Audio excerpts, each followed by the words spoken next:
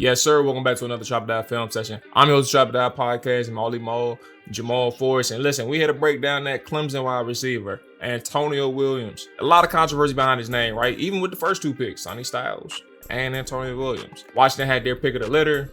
They chose Antonio Williams to start that wide receiver run in the third round. Does it make sense? Is he a good fit for Washington? I think he is. I don't think that there's anybody on the roster right now that does what he can do coming out from college into the NFL right now. And that includes Terry McLaurin, but it's not a slight on Terry. It actually bolsters the receiving room. Let's tap into the film session. Let's talk about Antonio Williams, show a few reps, show you why Washington selected him coming out of Clemson. Hit that like button, hit that subscribe button, drop that film session up right now.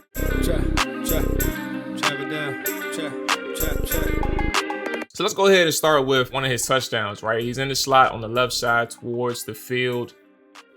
Scores an easy touchdown versus Pittsburgh. It's 2024 film. What makes him stand out is just understanding how he processes through his leverage at the top of the break point. He's really quick. He has an understanding of how to cross defenders' faces and understanding where leverage points are and knowing where that defender is likely trying to defend, right? So you see the middle of the field is open. That's the coverage structure for Pittsburgh right now. And when you look at Antonio at the bottom of your screen, you're talking about a person who takes that pressure step inside. Pressure step essentially is releasing towards that inside shoulder of the defender, right? Like he's defending that leverage on the inside. Let's attack that inside leverage. Let's start out stemming inside. Let's get up vertical, press, and then the quickness at the top of the route. Like he closes the space, but also he closes the space to the point where the defender isn't even able to get a hand on him or cut off the route point. He doesn't know which way Antonio is going. And that's the nuance of being able to be deceptive and creative at your break point, but also having a route plan. Really good rep from Antonio Williams out the gate. Another rep here from Antonio. This time you're talking about against a press rep slot. Again, good diamond release. He does get targeted, but the ball is tipped at the line of scrimmage. But you're talking about, again, that leverage and understanding how to defeat it, right? He has some patience, which is really good. Some people may rush the rep, but he understands how much time he does have. So he sets him up, initially selling the outside. And as soon as he gets the defender to a point in his coverage where he can win back inside, he uses his quickness to win. Now, another thing that's also you're not going to see in this clip is like the head manipulation, right? Like he never really shows where he's going with his head. Like his head is face to face with the defender. He's not looking inside. He's not looking outside, right? He's not looking where he's going until he breaks where he's headed. So, I mean, it's just like the technical aspect of Antonio Williams' game really stands out here, and even through some more reps that will end up showing. All right, here we go again. We see Antonio in the slot. It's another really good rep. Now he does a breaking out route, but the speed manipulation, the route tempo, he's selling this slot fade, right?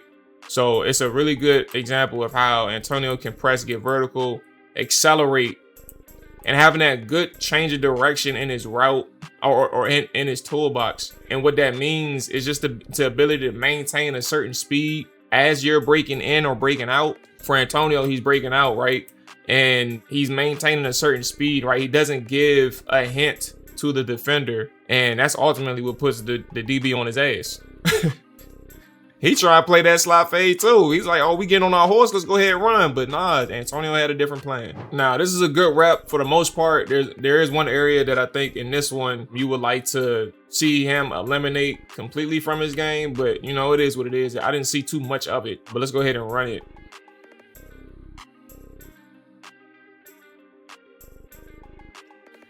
At the catch point, you see like he has a really good ability to pluck away from his frame, right? Like uses his hands. That's what Antonio Williams is. And if you didn't see this, like it's pluck away and then quickly secure it into his body. Like he's not keeping the ball out long. As soon as he catches it, reels it in, secures it. But also he knows that he's heading up into contact in traffic. But really good at the catch point to secure that pass. Natural hands catcher, somebody that mostly relies on his hands versus his body. A great example comparison is actually looking at Terry. Terry, the body catcher. That's what he grew up on, I guess. I don't know how he ended up becoming it, but that's who he is. Antonio is a person who relies on his hands, and that's honestly probably where his drops come from. Antonio probably tried to tell you he don't think he got a drop problem, and the stats are weird, but I don't think he has a drop problem, but he does have drops, and most of them are on him. But it's okay. What I didn't like, he has really good processing. He knew when to break, right? But he's counting his steps here. And that's the part where it's like, you don't want to see too much of that. I don't think he knew when to break, but you see him chopping up a little bit before he gets inside. So a more polished professional DB can probably know when to break on that and cut that route off. Nonetheless, they got the gain, they got the first down. Here is just a feel for space and know when to break. Like, that's important, right? You don't really get lost in zones. You have a good feel for space, a really good processing, right? So again, it's not overly complex, but knowing that you pass that linebacker and knowing where that safety is, right? Middle of the field open, right? You got two safeties over there guarding the middle. So I know I can cross right between that. Like, I can find that sweet spot between the linebacker and that safety and create a target for the quarterback right now. If you have a more professional quarterback or somebody who's a little bit that's processing this a little bit quicker, then you know Antonio Williams would be the more reliable option, as opposed to throwing it in damn triple coverage to your other receiver, right? And I said triple, but you know what I meant. Like, that was just a bad ball. Now, I think what's going to be important for Antonio Williams, and probably even like when you think about like that Amon-Ra role that people love to bring up, Clemson didn't use him a lot like as an option receiver, right? But he can run option routes, and I think that's kind of the nature of like getting these mismatches for, and it's going to be important for David Blau. Try to get these mismatches. And before I run this back again, like, it's important to know like the differences between, like, Washington doesn't have anybody right now who can win quickly until Antonio Williams came on board. And when you think about Zach Ertz, right, people think about who's going to fill that Zach Ertz role. That's an important question. It doesn't have to be who Zach Ertz is. Like, he's 37 years old, right? But we're talking about in that receiver room who can win quickly. Maybe Terry. Terry is more vertical. He has explosion, foot speed, things like that. And he's getting better at the release point. But who can win in that phone booth, right? That's something that we need from a receiver. Chigo Okonkwo, he's a more vertical guy as well. He's not necessarily your person who can win quickly. You get him on bubbles, you get him on over routes, you get him on seam routes. But you look at a guy like Antonio Williams, we've shown plays previously, but then we also show situations where you get a matchup on a linebacker or a safety who can't really cover him. Went quickly, bad ball, got tipped at the line, but you're talking about an opportunity for like 30 yards on this rep. Break here, you know, you hit that field, the hit up field, and you probably got room to run if you're Antonio. But as an option receiver, you get him isolated in a mismatch, right? David Blau, Jaden Daniels, however you see pre-snap, this is what he can provide for you. And now we mentioned, this is probably one of his more famous catches, but we mentioned like his just ability to use his hands. Antonio is a very competitive receiver in all facets of football, the run game, pass game. He's attacking the ball in traffic right here, right? He's solid in traffic. He's not great, but he's just competitive, and that's the main thing. He grabs this, plucks from his frame, or he high points it, right? And I think for a person like that, you need that in your roster. You need that on your roster. So Antonio, from a receiver standpoint, you see how competitive he is. You see the nuances of him as a route runner, his creativity, how he can attack leverage. And also, if you want to see a little bit more in depth or like from a written form, you can look at Hall Haven, where I wrote an article already covering this. This is a big deal for Washington having a receiver like this. And last one before we get into the run game, we want to see the big play potential, right? Again, processing, great understanding of the middle field being open, big play potential, good over the shoulder adjust, way to stay on the move. Like, all of those are positives, and the whole play is a positive, right? When people say he's quicker than he is faster, this is the example. You got a breakaway opportunity. You got to score. You got to score. So he's not necessarily, for me, I don't think he's necessarily impressive after the catch. I don't see like a yak monster or a yak, all that yak stuff. I don't see it. I think he creates most of his yards after the catch from his ability to run good routes. And that's the nuance of being able to have yards after the catch. He's not a creator, in my opinion. He's shifty, he's quick, but that first defender, they can more likely than not get hands on him.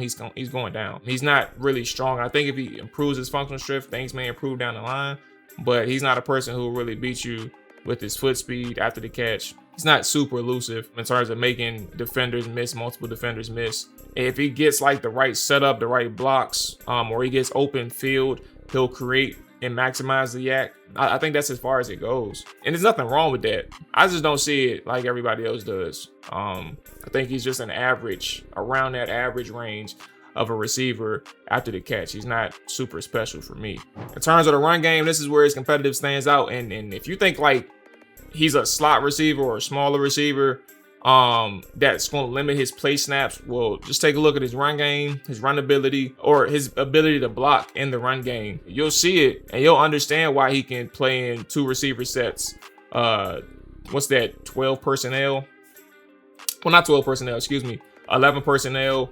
And yeah, 12. So like he has that kind of ability to do that. And for him being able to be the play side blocker in so many different situations for Clemson, all of that stands out. And it's a reason why Clemson would do something like that for him, is because he is competitive in all facets of the run game, right? We just showed one where he was a play side blocker in line, right? Now you're seeing him crack, seal that edge, get the first down. I think it was only like 2nd and 5, 2nd and 4 here. And now we're talking about again in line or kind of flanker, right? Sealing off the big as a play side blocker. It's essential for any offense, but for a receiver or somebody who's trying to find a way to stay on the field, you need that. Think about Ryan Grant. Jay Gruden talking about him all the time. He needed somebody who was going to crack the safety. Ryan Grant stayed on the field, even though fans ain't like him and they knew Jay Gruden loved him. Why did he stay on the field? And I'm not comparing Antonio to Ryan directly, but think about how Ryan got to stay on the field. Antonio's going to be on the field for several more reasons than just being able to block. But like, he's going to be an asset in so many different phases, so long as like his ability to play at the collegiate level transfers to that NFL level, which I think is going to happen. Just a matter of, does it happen immediately or does it happen down the line? Grip strength, hand placement, everything for Antonio, like this is why he stays on the field. And I think for anybody who, like, you can see a great example for Antonio, just seeing downfield, locked in on his target, right? Driving him, look where his hands are. And the grip strength to stay engaged and sustain the block. Block sustain for receivers is also important, because you can just get hands or be like a seal, like not a literal seal for those who were, but be a seal placement for a receiver, for a runner. But like being able to stay engaged and make sure that you maximize the block and also maximize the ability for your running back to get those extra yards because of you as a play side blocker. Like that's impressive. All right, so that's gonna wrap it up for this film session. Let me know what y'all think about Antonio Williams. David Blau's offense, I think that if you see like how he's able to move from a route standpoint, a processing standpoint, he's gonna be able to play that slot primarily, is which I think he's gonna do. But he can move around. He can move behind the line of scrimmage as like your flanker or your F, right? But then the Z, he can do that as well. But I don't see too much of that.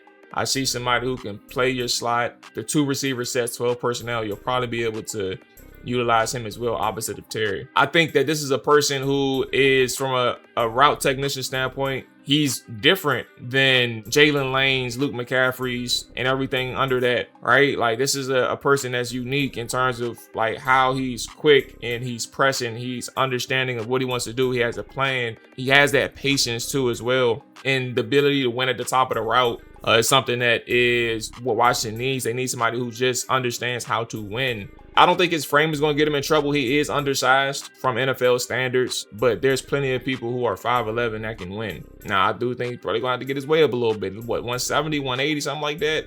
You get 195, 200, maybe we talking about something. But I think from that standpoint, he should be okay as a rookie. But it's all about just production, man. You got to win with an Antonio. You got to be able to understand, if you're David Blau, how can I use him best? And I think if you can move him around on motion, pre-snap motions, you'll be able to win. If you can get those mismatches against the safeties and the linebackers, you'll be able to win. He can win against corners too. But like, this is the person that you want to try to move around to exploit your opportunities offensively. Y'all let me know what y'all think about Antonio Williams. Again, hit that like button, hit the subscribe button.